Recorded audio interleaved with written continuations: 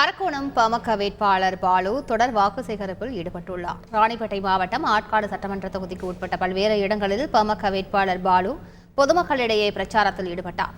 ஆட்காடு ரவுண்டானா பகுதியில் அமைந்துள்ள பெட்ரோல் பங்கிற்கு சென்ற அவர் அங்கு வரும் வாகன ஓட்டிகளுக்கு பெட்ரோல் நிரப்பி துண்டு பிரசுரத்தை வழங்கினார். இதேபோல தர்பூசணி பழங்களை நறுக்கி தந்தும் கரும்பு ஜூஸ் போட்டுக் கொடுத்தும் பாலு வாக்கு சேகரித்தார். பிரச்சாரத்தின் போது பட்டாசு வெடித்து பாலுவை தொண்டர்கள் வரவேற்றனர்.